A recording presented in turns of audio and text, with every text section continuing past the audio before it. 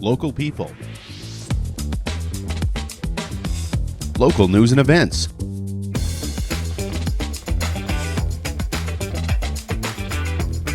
local sports, local matters. For all things Lloydminster area, this is Live with Kurt Price. Hey, welcome to Live with Kurt Price. We're excited to be on the road tonight at the Canadian Brewhouse, back at the new Lloydminster Nissan. We have a Christmas gift that's just perfect for anybody in their new Nissan. Purchase a new Nissan from the new Lloydminster Nissan. Get free oil changes for life. That's free oil changes for as long as you own your vehicle. Only at the new Lloydminster Nissan. And if you're wanting to get into a 2024, we are blowing out the 2024s. There are still a great selection on the lot, and the lot is full. So come see us at the new Lloydminster Nissan, brand new building on Highway 17 South. Being here tonight at the Canadian Brewhouse and seeing the Happy New Year signs makes you realize we're getting closer and closer to 2025. Once again this year here at the Canadian Brewhouse, it's free wings for a year with your Happy New Year's ring-in here at the Canadian Brewhouse. And it's Taco Tuesday tonight here at the Canadian Brewhouse as well. And this is your home to watch Edmonton Oilers hockey, and there's a lot of it coming up before the holidays. You got the Boston Bruins in Edmonton on Thursday night. San Jose's there on a Saturday afternoon at 2 o'clock, and then Ottawa's there 6 o'clock on Sunday before the Oilers take their holiday break. This is the place to watch Edmonton Oilers hockey and all sports, really. Our guests today are Caitlin Mulligan and Dalyn Fallscheer with the Astec Safety Challenge, so we're excited to talk to them about that. Marissa Linquist is an assistant coach, or at least she was, under Chris King at Lakeland College. She's going to be talking to us today about that experience. And Austin Burgess and Jessica Caverly will be in with the Lloydminster Boxing Club, and we'll find out more about Jessica's bronze medal at Nationals, the first medal for a Lloydminster boxer in 25 years, and we'll talk more about the club. Superior Water is proud to provide you with the purest drinking water possible, and I drink it because I like the taste. And speaking of the Christmas season, they have ice for that Crown Royal at just $2 a bag. So stop in and see them on 57th Avenue, and if you need help with your Big Blue jugs, you won't have to ask for it. You can also see their coin-operated location. Stop in there on Highway 17 South. At Superior Water, water treatment is what they do, and they do it well. I do want to remind you that we do have some tickets left, some seats left for myself and Heather's trip to Europe this spring. We're going on a customized trip that starts in Amsterdam on May the 28th, ends in Paris on June the 13th, and along the way we're seeing war monuments like Vimy Ridge. We'll stop at Dunkirk. We are going to, of course, be at Juno Beach on June the 6th. It's a highlight of the trip for me. But there is a lot to see, including some war cemeteries. And along the way, we are going to see the Passchendaele Museum. There's bunker museums. There's a concentration camp. We've loaded it up to pay tribute to our World War I and World War II soldiers who paid the ultimate sacrifice and those who came home. But it's going to be a wonderful trip, and it's going to be an emotional trip. You can go to lamberttravel.ca to take a look at the entire trip, or you can call 780-875-4414 to book it. It is a once-in-a-lifetime bucket list trip.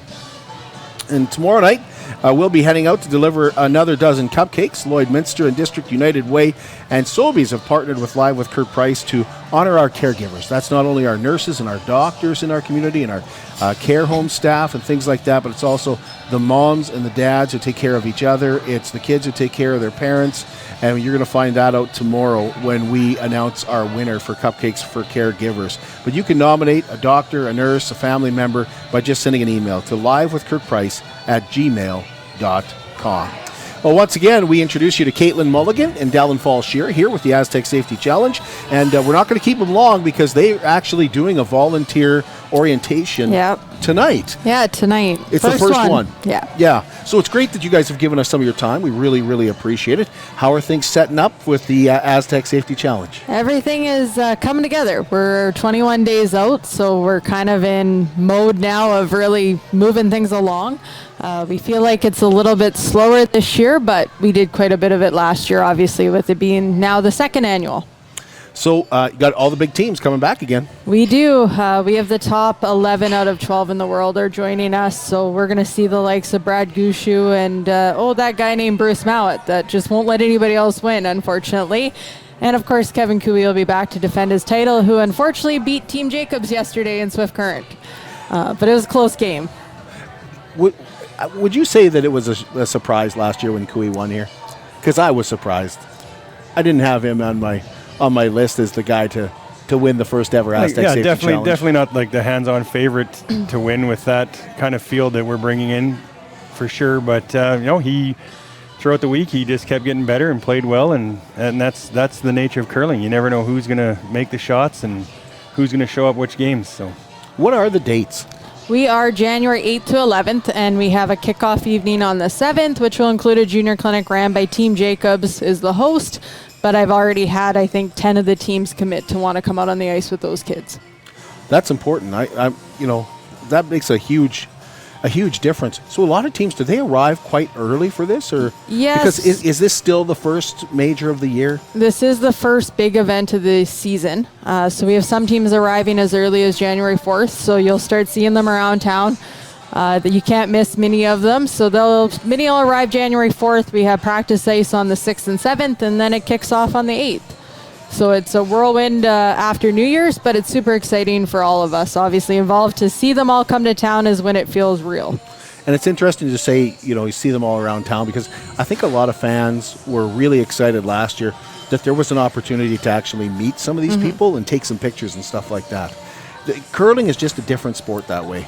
It is, and I've been to quite a few Grand Slams now, and I get to go to my second Brier this year, and to see them interact with the fans, that is a very big component of all of the teams. They make sure to sign every last little card. They make sure to sign for your grandma to your grandkid.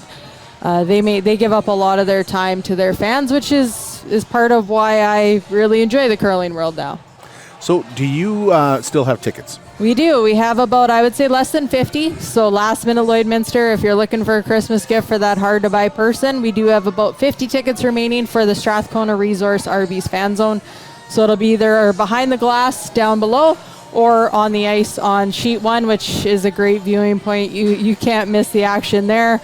The upstairs Astec Fan Zone sold out in 5 minutes on the day that we went live. So how do you get those tickets? You go to Eventbrite. You can search Astec Safety, follow Astec Safety Challenge on Facebook. We have tickets going, and then I know we do have a senior day, so if people are interested, sign up for a senior day. We have a draw box at the Legacy Center, sponsored by Lakeside Pharmacy and Musgrave Agencies. So we're giving away 15 pairs of tickets, 30 total for the 12:30 draw on January 8th. So all you have to do is be a senior to enter? All you have to do is be a senior to enter. Head on over to the Legacy Center, and we're going to pick 15 lucky names on December 31st. Why are you guys doing that? It was a different way to give back. Lakeside and Musgrave said, you know what, we want to do something to give back, so why don't we do something like this? We brainstormed last year. We brought the kids from the public school and Catholic school division. This year I said, why don't we bring in the seniors? Who doesn't love curling more than the senior community? So it's a nice way to involve them in our event, and we're going to make sure we treat them like VIPs. We're going to have some of the curlers stop by, take a picture, say hello. I know they all really like Mark Kennedy, so I'll make sure to make them stop by. Can you buy tickets for just one day, or do you have to buy them for the entire event? Unfortunately, for the way that the Lloydminster Curling Club is set up, it's too hard to clear the full facility for the just one draw or just the day. So we are currently selling for just the whole event, but it is only $135 gets you the tickets for the whole event. And you can share with people. We have bracelets that we'll give you if you want to leave for the day, if you want to transfer tickets to somebody else. It's a really cost-effective way. We are hoping to move to a bigger facility next year, and then we'll be able to sell per draw and per day tickets. So fingers are crossed. Last year you had awesome ice, but it was so darn cold because I think it was the coldest we've been in like 5 years, at least. It was like minus 50. But everything kind of went off without a hitch, didn't it? And that's because of some great volunteers. Yeah, it is. We have Darren Moulding coming in this year to do ice. A lot of people know Darren. Obviously, he's a bit of a character in the curling world, so he's coming in to help make the ice this year. We do need volunteers, though, still, so if you are interested and you want to get up close and personal with these curlers, our big ones are ticket takers, security, and camera operators. And we'll train anybody to do any of those jobs, but we are still looking for volunteers. How do you sign up? You go to Sign Up Genius and you can search. There is the Lloydminster Curling Club has an access, and I've been sharing it constantly on social media as well. And they can always give us a call and we can help. I can train Dalyn on how to do that too. That's not an easy task. Well, you mentioned you can train like a camera operator might sound a little kind of scary, but it's literally just following them out of the hack. If I can do it, anybody can do it. I got thrown in it last year a couple of times. You just have to watch them go from the hack to the hog line, and then the rest of our cameras take over from Maz Entertainment and Groovy Productions. How many volunteers are you looking for? We're looking for probably another about 20 or 30 so people. We are going to have our first evening tonight and see if anybody else wants to take some shifts. We know it's a little bit harder because we start on a Wednesday this year compared to last year, so we are asking people to give up a little bit of time, but you're done by Saturday and you have your Sunday to yourself. So what does the orientation look like? It's just a simple about an hour where we go over the different jobs, kind of what we're looking at, and what we give back to the Lloydminster Curling Club.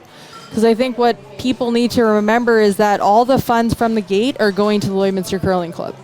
Now, the other thing you've got is merchandise. Tell us about your merchandise. Yeah, so we have merchandise through It's Time Promotions. They've came on as a sponsor and a partner of this event for the second year.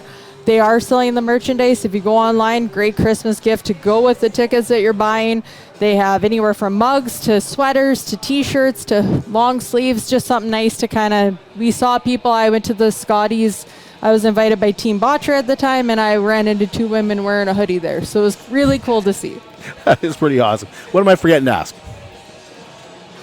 I think Dalyn wants to give a shout out to some of our sponsors. Oh, yeah. We had some great sponsors. Of course, Rod and Irene at Wild Rose stepped up again as presenting sponsors. And great people, amazing to hang out with there all week. You wonder if that guy has any money left, or does he just give it all away? Because he sponsors everything. Yeah. He does it like they're pretty generous in their. Absolutely. Yeah, and he was happy with Kevin Cooey winning last year. He was. Yeah, I guess he would be. Yeah. And then we also had MMP, Step Up, Musgraves, Arby's, Strathcona, Fountain Tire, Bar Engineering, like some great local companies helping us put this together for sure. Yeah, how did you get Bar Engineering on board? Did you have to twist any arms? A few arms got twisted on that one, absolutely, Yeah. You still have some sponsorships available? We have some unique ones. We're currently working on one for our Players Lounge because this year we are going to feed the players on the knockout day. Last year just got too hectic, and obviously they can't get upstairs to grab food because, all the people want their signatures and pictures. So this year we are going to do some little food down in the Players Lounge to help just make the experience better, and hopefully we get all of these teams back next year. We also have opportunity for some ads for our online, like our streaming as well. So Yep. And we should talk about local teams. You got two local teams. Yes, we do. We have Team DeConnick Smith, which is Ryan Dice from Lecky and Associates, LNA. Yep. And we also have Scott Manners. So you can't miss Scott Manners. A lot of people know him. Great town. Yep. And they just missed out on getting a shot to go to the Alberta Brier Playdowns. That was this weekend he just lost? Yeah, this weekend they just missed out, so they have one more chance to get in to go to the Brier. Okay, I saw him last week too, and he mentioned they'd be trying, so I'm glad to get an update on that. Yeah, so they are super excited to be coming, and I think that just adds some excitement to everything that's going on. But yeah, we have great sponsors. We always want to thank the sponsors. I mean, you can't do it without those partners. And can't do it without Astec Safety too. So can't mention them enough. Well, it is the Astec Safety Challenge. So thank you both. Really appreciate you giving us some time on a busy evening. Yeah, no, and make sure you use that media pass. And if you have any friends and Heather, and sign up to volunteer. We only are asking for a few hours, and it's just a nice way to kind of get to be involved. Well, and I have some camera experience now. Don't I, Faye? Faye will say, don't put him behind the camera. Thank you both. Appreciate it. No problem. Thank you. Awesome. BioClean Disaster Services is committed, certified, and reliable, and help you get your life back. They are the local restoration company. Not only will they take care of your belongings, take care of your property, but BioClean Disaster Services takes care of your family. That's how they help get your life back. And taking care of your family and letting you know where you're at with your restoration project is very important to BioClean Disaster Services and getting you back to where you were before the disaster. 1-833-246-8326. They're not only Lloydminster's local restoration company, they're also Lloydminster's largest restoration company. We'll take a break. We'll be right back here at the Canadian Brewhouse. Marissa Linquist is coming up next. At Lloydminster and District Co-op, membership matters more. Because being part of a co-op means you're connected to something bigger than yourself. From long-held legacy by those who built our communities, to people you call family, friends, and neighbors.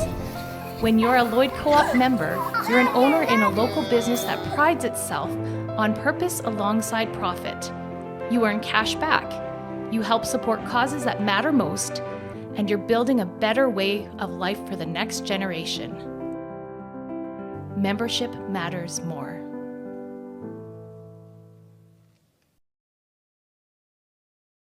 How can you help support the oil and gas industry and jobs in Western Canada? The answer is closer than you think. Sell your scrap metals to PWM Steel. PWM sells scrap iron to Evraz, located in Regina. Evraz's #1 customer is the energy sector, building pipes and plates for the oil and gas industry. PWM Steel is your locally owned metal recycler and steel service center in the area. Plus, they're a strong supporter of the community. PWM Steel, your top steel supplier for Alberta and Saskatchewan for 40 years. At Jason Arden Associates Cooperators, we're proud to be a top-rated local insurance company that offers flexible solutions and expert advice for all your insurance and investment needs. We'll work with you to tailor your insurance specific to your needs, and we offer investment advice that always puts you first. At Cooperators, one of our core values is to give back to the communities that we live in. Thanks to the support of our clients in Lloydminster and area, in 2023, Jason Arden Associates has donated $40,000 to local nonprofits, charities, students, athletes, and other special events. How does your insurance company support our community? It's more than just taxes at L&A CPA. Assurance, accounting, retirement planning, estate planning, business consulting, financial consulting, farm program support, and bookkeeping. But yes, there is always taxes. The team at L&A CPA is committed to helping you achieve your best results and will be there to assist you every step of the way. L&A CPA, with offices in Provost, Vermilion, and Lloydminster.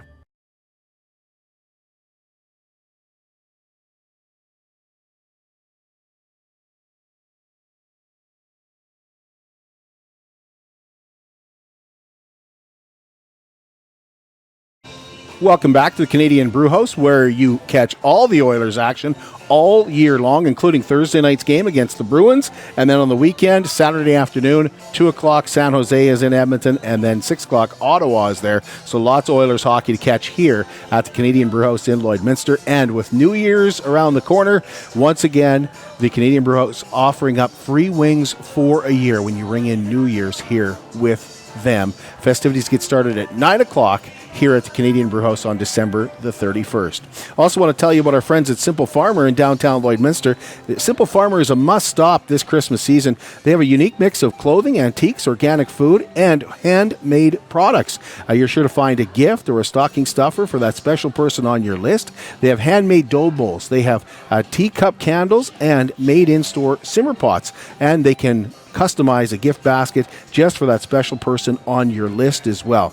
Organic grains, gluten-free caramels and barbecue sauces and more, plus jackets, pants, gloves, and hats that you won't find anywhere else. Simple Farmer is locally owned and family operated on 50th Avenue in downtown Lloydminster, and you can find Simple Farmer products at the Neilburg Co-op.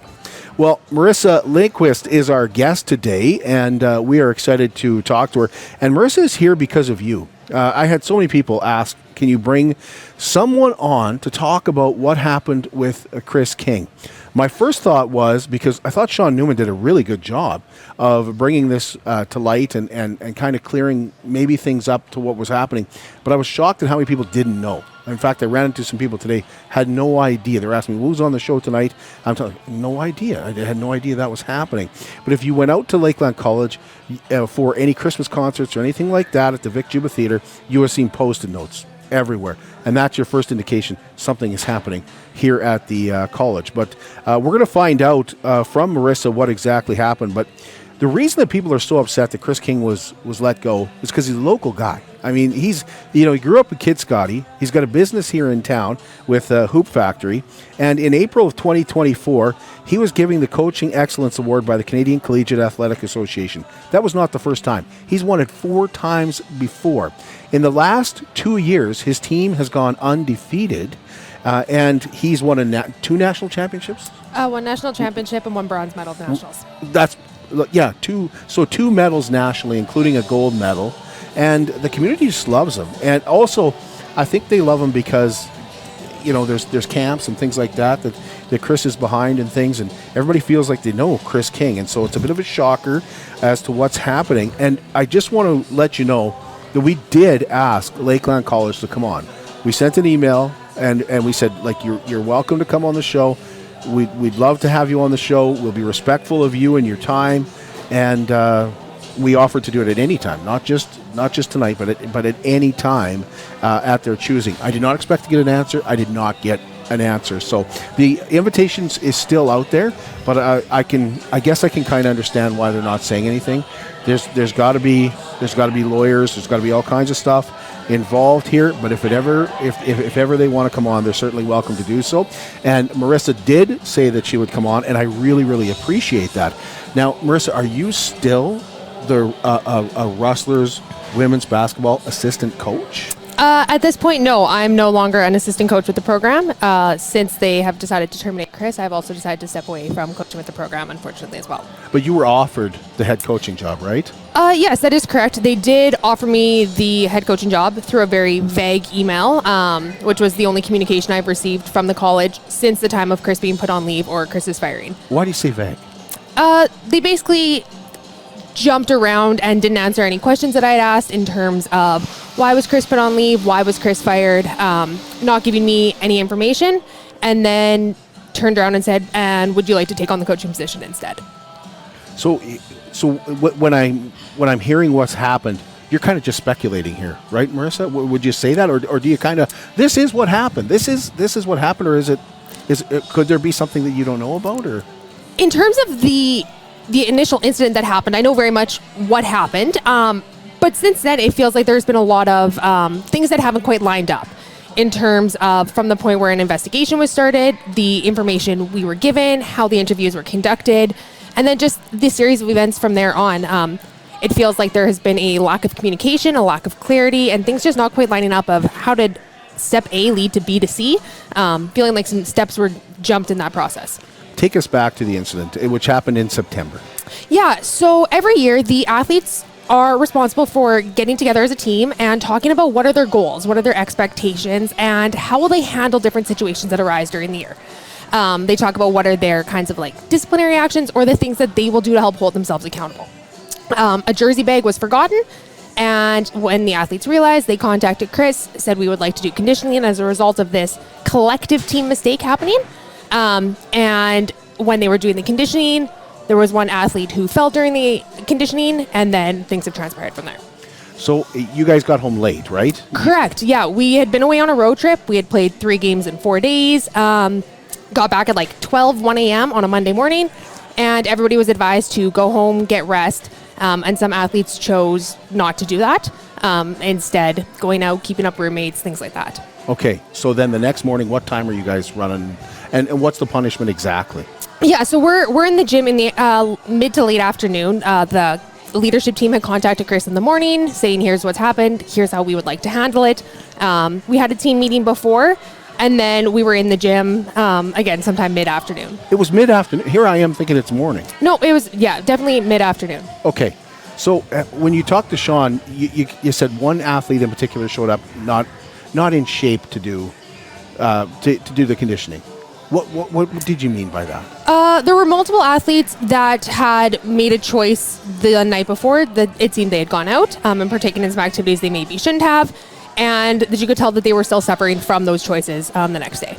So would you say they were like, did they get drunk the night before? Were they high? What exactly was and if you don't feel comfortable answering this, you don't have to. Okay, I just want to make that clear. You don't have to answer it if you don't. But was it alcohol? Was it drugs? What do you think? From what I've been told, they'd been out drinking the night before. There'd been alcohol consumed, and they were still feeling the effects of that the next day. In the afternoon? Correct, yes. Okay, so that's quite a bit of alcohol then. Yes. Like I'm looking at it going, gee, I'm sure I've been hungover before, but usually by 10, 11 o'clock I got my Advil and everything, and I'm ready to go. So so she was obviously, do you think she was still intoxicated? I don't know. I can't speculate on that. Okay.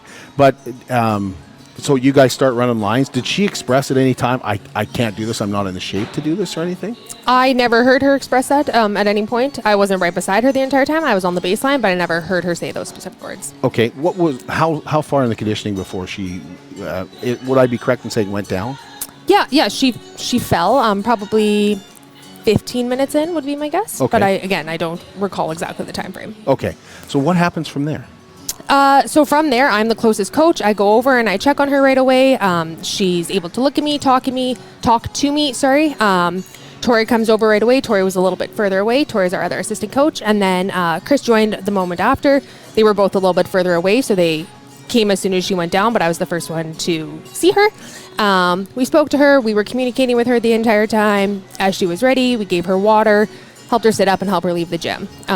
When she went down, the other athletes then stopped running, left the gym, and waited until their teammate was back and to check in with her. So it's kind of like session's over? Yeah. Yep. It was over for the day? Yeah. Okay. So I have heard that an ambulance was called. Is that true? No. Okay. No, we did not feel at any point through our medical training that we felt confident in the fact that she was conscious, she was communicating with us, all of that we felt that we had the situation under control, and we were able to handle it appropriately. So just for reference here, I'm asking you, like, did I heard an ambulance was called? This becomes part of the problem, is when there's no clarity on what is happening, and the community, you start to hear things, and you go, well, I don't know if that's true or not. Like, I just assumed an ambulance was called because that's what I heard. So I think from that standpoint, I think a lot of frustration is coming out because there hasn't been any communication on what happened to a man that people think they know. So, so that happens in September. Once again, we're going back to September. What happens the same day, the next day? What's the following? Yeah, When's the first time you realized something's weird? Yeah, so that day she goes home that night. She seems fine when she leaves, and we don't really think anything of it. Of course, we check in on her. We keep checking in on everybody, making sure everybody is fine after the events of the day. And then nothing really happens. There's not a lot coming out of it until finally mid-November. We get information of an investigation having been started, and get interviewed from there. Is the player still there? No, at this point, the players decided to leave the team. When did she leave? Right after the incident, or? Not immediately, but at some time after the event. Playing a game? I don't. Welcome back. We lost a little bit of power there, so it's great to be back here at the Canadian Brewhouse. Marissa Linquist is our guest. She is, or was, an assistant coach under Chris King with the women's basketball team, the Women Rustlers basketball team at Lakeland College. In the middle of our story, Marissa, we basically left off, things happened in September, a month and a half passes, basically a month and a half, get towards the end of November, and that's when things really get serious. Yeah, so at the end of November, Chris was placed on leave without any really information being given to us. We knew that a few of us us coaching staff, as well as a couple of athletes, had been interviewed for an investigation a couple of weeks prior, but hadn't been given any follow-up regarding that. So we didn't really know where anything stood. And then, on a Thursday, early afternoon, right before the team is about to get ready to go on a bus trip, get called that he's been placed on leave. So I wasn't here at the time, actually. Even I was out recruiting, so I was getting this all through phone calls and texts, finding out that he had been placed on leave, and they weren't really giving us any information. Like, at that time, did you even know it was related to the incident in September? I pieced it together, and that we assumed that it would have been. Okay. But again, like I said, not a time was given. Yeah. Did Chris tell you? Did he say this is what's happening, or? I think the call I got was I've been placed on leave. And that was kind of what he said, or all he knew. Okay. And then is there a situation where he can't talk to you, where he can't contact you? So during the time that he was placed on leave, he wasn't allowed to have contact with the athletes. Just the athletes. He can still talk to you guys. Okay. From what I know, yes. Okay. but there had been no communication with how Chris being placed on leave impacted us assistant coaches either. So. Okay. So a week passes. Are you involved in the investigation at all? Are you who's running the investigation to your best knowledge? Yeah, so from what I understood, there was an outside investigator hired or retained by Lakeland that was conducting the investigation. It took place, the interview I had took place a week or two prior to Chris being placed on leave. The interview was quite short. It was quite one-sided or biased. Like they had heard a story from somebody that they chose to believe, and my interview was very much a, did this happen? Questioning, basically pointed statements saying this is what we believe happened. Can you confirm this? I'm not going to ask you anything specific about that, but was there points where you're like, no, that didn't happen? Oh, it was the interview was very much opposite of what the truth was. Okay. That's, wow. Okay, so when does he get let go? Like, what happens next? So he had been placed on leave on Thursday, November 28th, I believe was the date. The following Thursday, he had another meeting and was fired on that day. Okay. What's happened since then? Yeah, since then there's been a huge outpouring of support, but also confusion and frustration from the current team, from the alumni, from us current coaches, from the community as a whole. Everybody's wanting answers and nobody's really being given answers, whether it's us directly involved or those who are hearing information secondhand, seeing what's being posted online, things like that. Besides Chris being a local guy and being really popular in the community, people have this has really upset a lot of people. What do you think it is that makes Chris a special coach? He's a 5-time ACAC Coach of the Year. He's won a national championship and a bronze championship nationally. His players have been recognized. Mention players have been recognized over and over again that doesn't just happen without a great coach. He's obviously really good at his job. What makes him good at his job?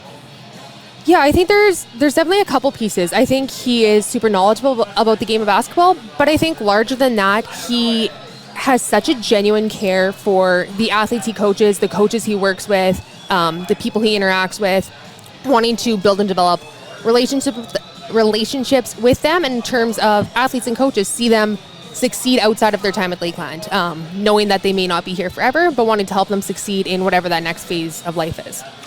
Okay, so there's a petition started. Tell us about the petition and what it hopes to do. Yeah, so Tanner Brightman has started a petition through change.org, and basically it's trying to help get fair treatment and get some answers for the people who have been impacted by this, that being Chris, the team, and the assistant coaches, all of us trying to get some answers and show the support that everybody is behind, that this shouldn't have been handled the way it was.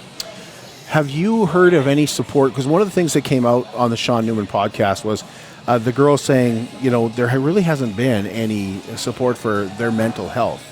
And I imagine their mental health has taken a severe beating during this. So have you heard of anything changing there? Have the girls gotten any support now? Has anybody heard that message? From my understanding, I think they believe they're providing support, but they're not actually providing support, in that the girls are trying to get questions answered and things like that, but those questions are remaining unanswered.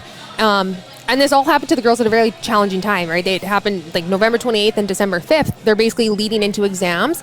So it creates a lot of uncertainty for them at an already stressful time.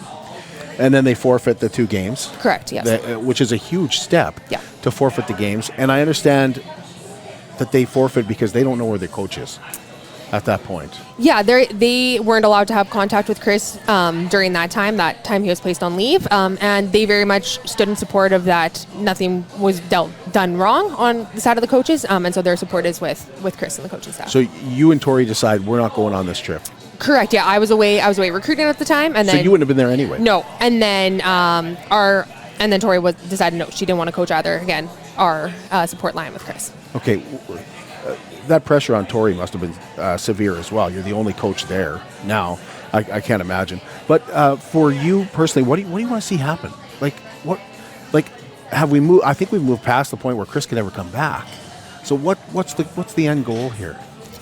Or have we? In your mind, maybe we haven't. Yeah, no, that's a great question. I think the biggest thing is trying to get some fair treatment and get some answers for people. I believe the whole thing has been very mishandled, and the lack of communication has been very frustrating for a lot of people. And so I think ultimately we're trying to get fair treatment and get some answers and help maybe not necessarily be able to provide closure for people to move on, but to help answer some of those questions. Do you kind of see maybe from the college's point that they can't talk? I don't know. I think that there's some things that probably could be said or should be said, but again, I don't know from their side. So one of on the Post-it notes, there's posts that say no king, no ring. There's players saying they won't play unless Chris is the coach again. What would happen? And you're speculating here. And if you don't want to answer this question, you don't have to. But could these girls say we're not playing the rest of the year? And what would happen to them if they did? Yeah, I don't know the exact answer to that. I would that's something that never happened before. Yeah, and through the communications I've had or the conversations I've had, I know that some would probably not play if Chris isn't coaching. But what that means is a bigger impact. I'm not entirely sure. Okay. Is there anything I'm forgetting? I don't think so. I think the biggest thing is just that when the initial incident happened, it was the girls had decided ahead of time kind of like how they would handle different situations. And that then from there, things have snowballed and escalated in a way that don't really make sense. And that's what a lot of the confusion and frustration, especially for the people close to the situation is how things just don't add up and how there's not information being provided and answers given. Just clarify that a little bit, how that works is, we decide, we decide what our punishment is. Is that a Chris King thing? Like, was that when you played? So it's every year for as long as I've been associated with the program, the athletes at some point in the preseason will always sit down together, they will talk together, and they will be setting their goals, their standards, their expectations for different things, whether it's on the court, in the classroom, in the community, different pieces like that. And with those different things, they will set, if they don't uphold one of their standards, kind of what they will do, what they want the accountability piece of it to be. Right. And so in this case, with the jersey bag being forgotten, they had decided that their accountability piece was going to be running, and then as well that they were conditioning, and that they were also going to try to figure out steps to get the jerseys back to Lakeland. And then there's the punishment for going out and keeping others up and doing things like that too, right? Yeah. It was all tied into what It's all tied into what the athletes' standards that they had set themselves had been. Because I look at that and go, there's almost 2 punishments there. Yeah. Right? When the girls set that for themselves. I really appreciate you giving us some of your time. Yeah, thank you very much for having me. I really, really do appreciate you coming on and talking to us and clearing some things up, because we just don't have the answers, and I want to extend again to Lakeland College if they'd like to come on and talk. They certainly can. We understand there's 2 sides to every story. We'd like to hear that second side. That's the thing, is we'd like to hear that second side. We're going to take a break, and when we come back here to the Canadian Brewhouse, we're going to talk about boxing. The Lloydminster Boxing Club is celebrating their first medal in 25 years. We'll get the details from that winner and from the coach in just a moment. At Diamond 7 Meats, we work with local farm families to provide a high-quality product and a great selection for you. Try our mouth-watering smokies, pulled pork, roast beef, and more, made pure and natural with no additives or fillers. We offer custom processing, and our experienced team works for you to provide a selection of sausage, burgers, and jerkies made to your specifications. Take your grilling to the next level with a Yoder smoker. Complete the grilling experience with a Canadian-made, award-winning line of House of Q barbecue sauces. We're locally owned and operated, and we look forward to seeing you today. I'm Brian Zinchuk of PipelineOnline.ca. I used to be a pipeliner, and I've spent the last 15 years reporting on energy in Saskatchewan. PipelineOnline.ca provides comprehensive coverage of light oil, heavy oil, lithium, helium, power production including coal, wind, solar, geothermal, natural gas, and nuclear. There's a lot happening in Saskatchewan's energy sector, and Pipeline Online is there for all of it. No one else comes even close. At CK McKean Roofing, they understand what it took to put that roof over your head for your family. With over 20 years of experience under their belt, they strive to show you that with their workmanship and their integrity. Not all roofing companies are created equal, and that's why CK McKean Roofing encourages you to focus on your most important investments, your home and your family. CK McKean Roofing.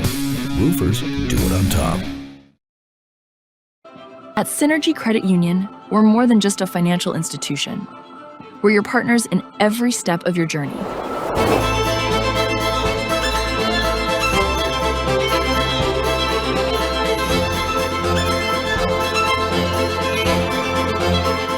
From supporting local businesses to enhancing community life, we're committed to making a difference. Join us in shaping a brighter future. Together, we thrive, because this is Synergy.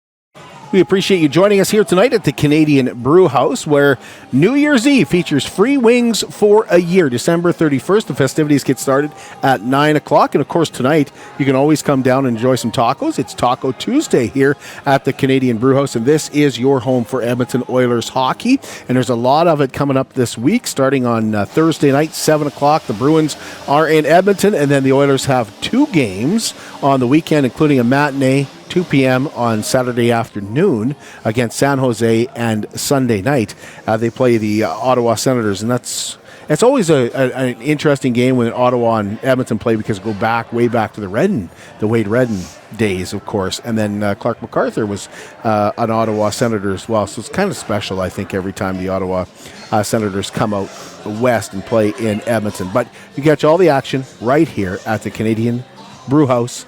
And that includes into 2025 when the Oilers go on their big, hopefully, Cup run. Wellings of Lloydminster is an active 55 and over community with 66 bungalow townhome villas on a very flexible lease. Each unit contains a full kitchen with 5 appliances, walk-in showers, and in-suite laundry with 1 and 2 bedroom choices. It's a no-maintenance concept where you have your grass cut for you and your snow shoveled. It makes it real easy. They call it Carefreedom Living, and it does just that, allowing you to live more carefree and independently, especially if you like to travel and not have to worry about what's happening with the big house. Call Darlene at Wellings of Lloydminster. She will walk you through, tell you about the clubhouse and the pickleball court, and about easy leases. 780-872-8537. That's Wellings of Lloydminster. Really excited to have with us Austin Burgess, and a bronze medalist, a national champion as well. We are excited to have with us Jessica Caverly as well. And first off, let me just ask, are you any relation to Bill Caverly? That's my brother-in-law, yeah. I married his youngest brother. Oh, okay. Well, my condolences. No, that's okay. That's People say shame. that. That's too bad. I know. I know Bill here, so. Yeah. Yeah. Well, we can't all get everything we ask for. No. You got a bronze medal. You got to be punished somehow, I guess. Oh, I guess. Thank you both for giving us some of your time. Appreciate it. Thanks, Kurt. Austin, tell us about the boxing club. You started it when? Yeah, you betcha. So it started actually with my dad back in 2016. He was coached by a fella named Butch Blanchard, and he's kind of the inspiration behind the Lloydminster Boxing Club. He was my dad's coach back in the 1990s. Here in Lloyd? Yeah, you betcha. Here in Lloydminster. He was the president of the Saskatchewan Boxing Association. That was Butch. And he passed away due to cancer in, I believe, 2015 or 2016. After that, Devin decided to kind of reamp the club, come up with a new way to help the kids, the same way that Butch did to himself and even myself and the other boxers in Lloydminster. In 2020, during the pandemic, I decided to take it over, and I've been the head coach ever since. Okay, you're a young head coach. Do you still box as well? I box here and there, and I'm planning on possibly making an appearance in the amateur professional scene later in 2025. We'll see how that goes. How's your career gone? It's gone pretty good. I had a few fights in the amateurs, and won some, lose some. It is what it is, right? I really discovered my passion as coaching, though, right? Starting with the young kids that were 8, 9, 10 years old, I was always helping my dad with the coaching and stuff like that. So as Devin kind of fell out of it, I grew into it, and I really seemed to excel at my role. I had one of the best youth teams throughout 2022 and 2023, and like I said, since the pandemic, I've had a love for coaching, and don't get me wrong, I really love the competition side of things, but I really find myself as a coach in the boxing industry, so to say. Jessica, when did you start boxing? In 2017, at the beginning of the year, I saw a Facebook post that a boxing club was starting up, and I just had my second son, and I was looking for an activity, never having done any contact or martial art kind of sports. And I'm like, I'm going to try this out for 1 month, and I haven't left. What was it that you loved about it? I think when I think about it, what I love is the discipline, the ability to always be learning, growing, doing something. The atmosphere of the club was a big thing too. Like, there's always people willing to help out. It kind of felt just welcoming, and the physical aspect.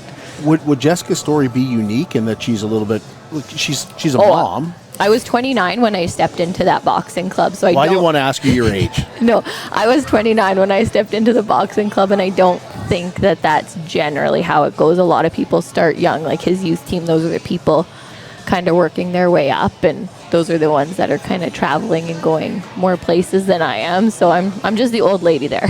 So, Austin, do you recognize something in Jessica right away? Oh, absolutely. It's everything from her dedication right from day one, right?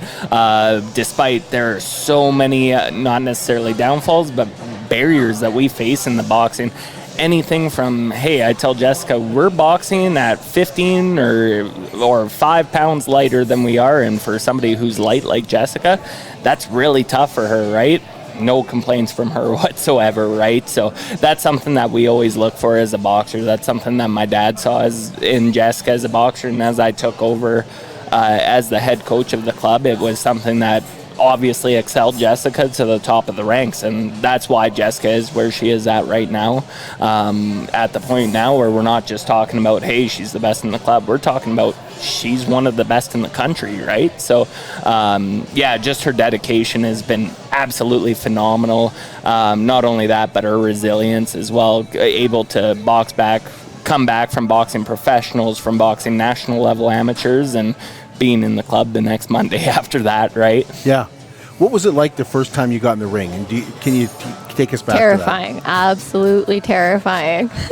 It's exciting, obviously, right? Like, you've trained so hard, and this is like the moment because you've never done it. You don't know what it is. It's new, but it's hard. The nerves. I'm not going to lie. The nerves is the biggest thing. You're gasped before you even throw a punch because you're so nervous. Right? Because when you get in the ring, it's just you and this other person, and the longest 2 minutes of your life, because you do 2-minute rounds, like 3 of them. But Did you win? No. My first 3 fights, I actually lost my first 3. What kept you going? Just the love of doing it. And even though you lose the decision in the end, your hand doesn't get raised. Stepping into the ring is a challenge. Being able to throw those punches, last those minutes. Even though you don't win, you land clean shots. You punch that person right in the face, back them up, and blacken their eye. Did you go on a big winning streak after that? Yeah, I did. I had 4 straight wins after that. What was it that totally changed? What was it? I think part of it is like working with your coaches and seeing where those weaknesses are, right? Like, because you look back at your material and you see, okay, what can I do? How can I improve? I need to do this, this, and this. You get back in the club and you work it. You work it hard, and you get ring experience. The more you're in there, the more you can make those judgments, right? Like, as you're adjusting to what needs to be done, game plans, like any sport that you have, you adjust on the fly based on the offense or defense of the other person, in this case, team in other cases. But when do you start to get excited and recognize that you could do something special? After I got in the ring that first time. You did? That's really? Part of it. Like, I knew it was exciting and different because there aren't that many people that that do it, right? So, and it just, yeah. So how did you get to this point? Like, through your career, and then there's this COVID thrown in the middle there. How did things progress for you?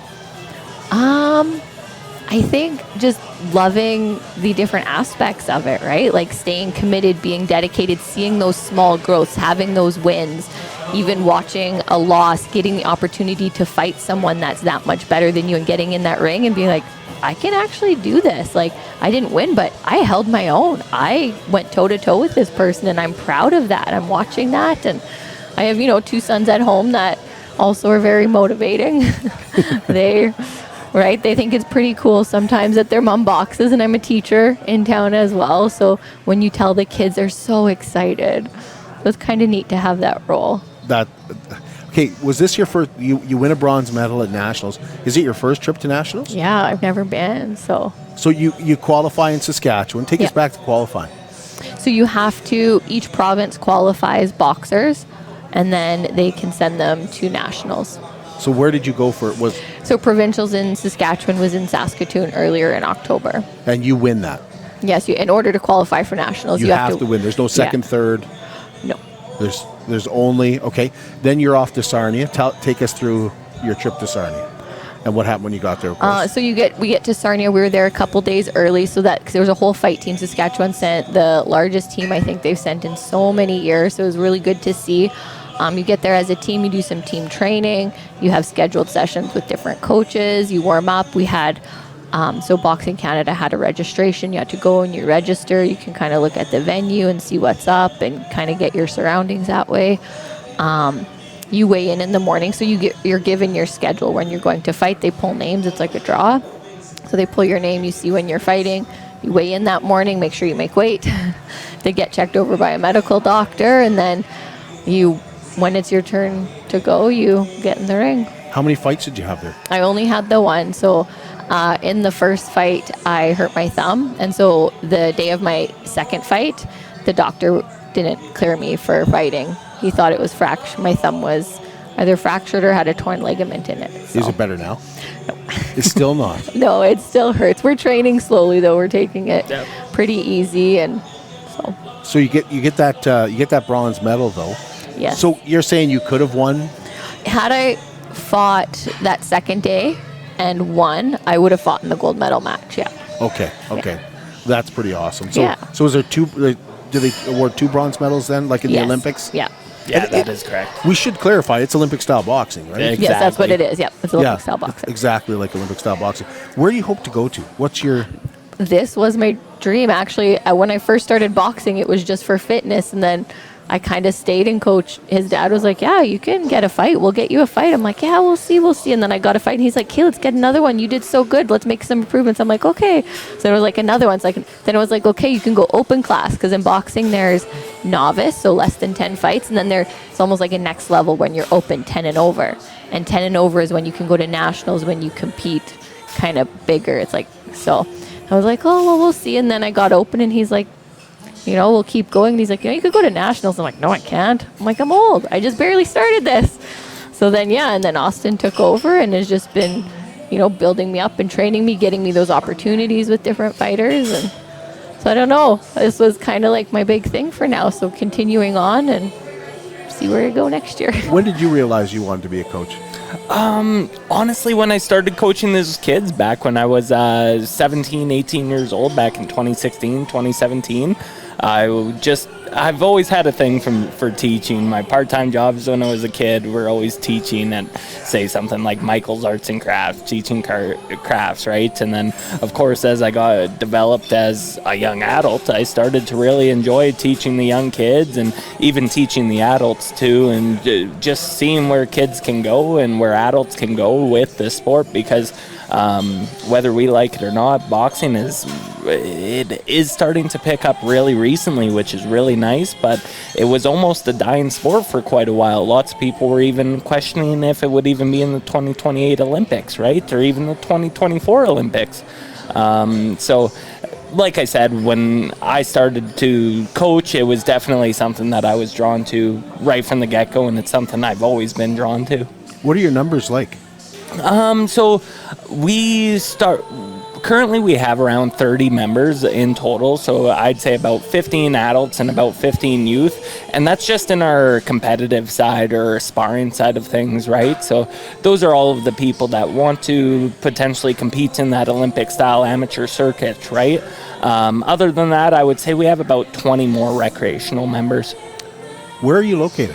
We're located in the North Industrial Park. Do you happen to know where the new SPCA in town is? Yep. We're right beside them. Right beside them? Yeah, you betcha. How did I not know that? We are literally, Kurt, in the back alley of Fastenal building. So it's one of those places where it's a hole-in-the-wall boxing club. Not too many people know about us unless they hear about us, so to say, right? So are you happy with your numbers, or are you looking for more people to join? Oh, I'm always looking for more people to join, right? I'm always looking to expand the sport, and if more people start to join, I'll be adding more classes as much as I need. I always add classes depending on how many members that we have, how much interest we have. There's lots of years that we've had all-female classes. There's lots of years where we've had kids-only classes for the ages of 6 to 10 years old. So we're always looking to expand. I'm always looking to improve the numbers in the sport, right, to increase the awareness of amateur boxing, because lots of people don't realize how not only rewarding of a sport it is, but how much you can achieve in it as well in a very short amount of time compared to some of those other sports like hockey or baseball or anything like that. What's Jessica's bronze medal done for your club? Oh, it's one of our biggest statements now, right? If anybody asks, we have a bronze medalist out of our club, right?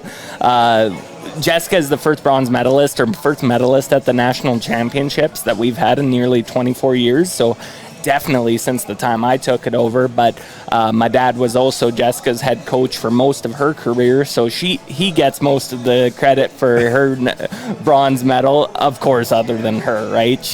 At the end of the day, it's all on the athlete, right? The athlete is who shows up. We just kind of show them what to do and what we think will get them to win, but what they think is going to help them win the match is what they do, and that's how Jessica got to the bronze medal. And if she didn't injure her hand, I'm very confident that would have been a gold, but it is what it is, right? Saying that, were you there? Like, did you see the other? No, I wasn't there, but I was watching a live stream. You're watching the live stream. Yeah, you're like, you betcha. Jessica can beat this. I think Jessica. Oh, for sure. Now, Jessica can vouch. The girls in her weight class, especially, there are some very, very tough competitors who have been boxing for 6-7 years, and they do this as a full-time job on top of it, right? As Jessica mentioned, she's a teacher. She runs a business as well. It's something that is so almost unheard of, because most of these girls are dedicating their life to boxing, right? Whereas with Jessica, don't get me wrong, it's a huge part of her life, but it's also being a mom is, I'm sure she can vouch, is probably number one for her, right? And she isn't necessarily focusing on boxing as much as lots of the other girls, which is what impresses me so much with Jessica as well. What do you need to compete in the sport? Like, what do you need to come with? How do you need to prepare? Is it an expensive sport?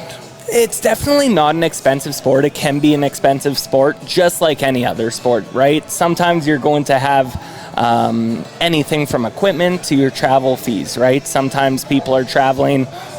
Someone like us, we traveled all the way to Vancouver for a few weekends. We'll go to Winnipeg, and that all comes out of our own pockets, right? So don't get me wrong, it is an expensive sport, but at the same time, we are so lucky to be living in Lloydminster, where we have so many generous sponsors that help us out with anything from travel fees to equipment to helping us out with clothing even for our boxers, right?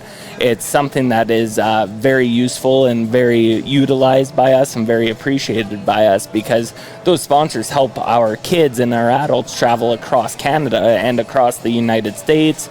We've been to the States, we've been to Idaho, we're planning on even going to Hawaii later in the year, following 2025 season.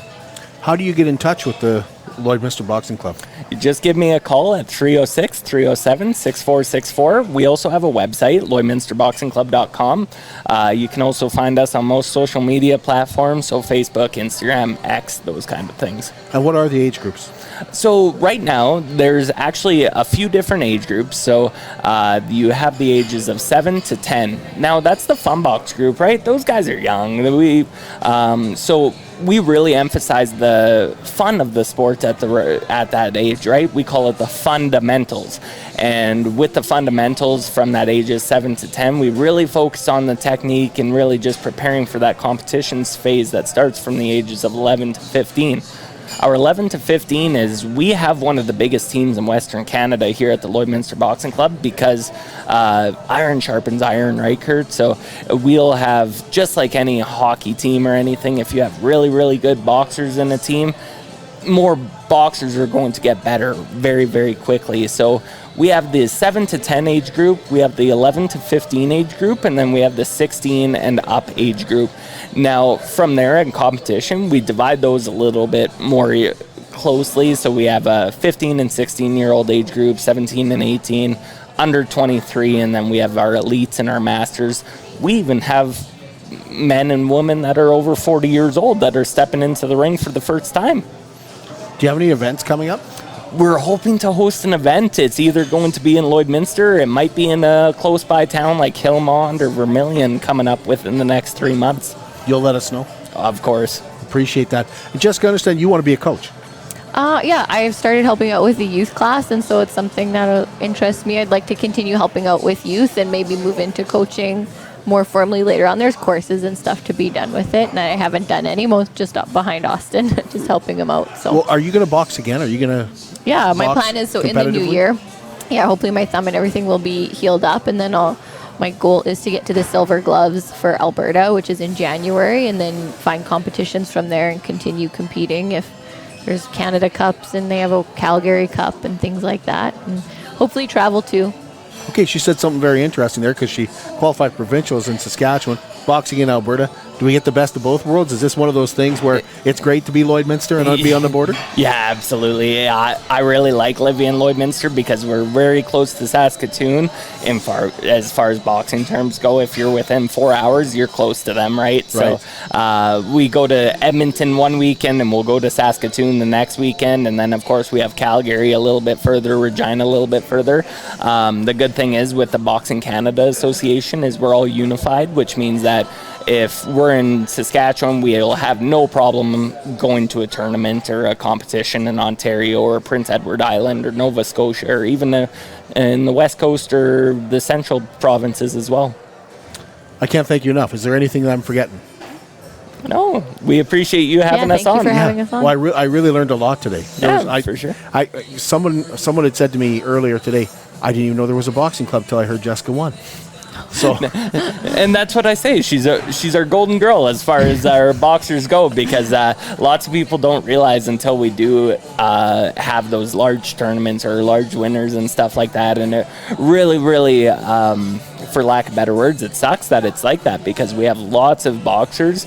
We're very strong believing in competing rather than winning, right? So for me, Jessica can vouch, our club culture doesn't revolve around winning. Our club culture revolves around performing very well, and as long as you perform well, I don't really care how the performance of the opponent is. Yeah, of course we're going for a win, but at the same time, if we go to nationals and we go home with a bronze, I couldn't be prouder of you, because that's what we went there to do, is compete very well and to box very well, and that's exactly what our boxers have been doing over the past few years.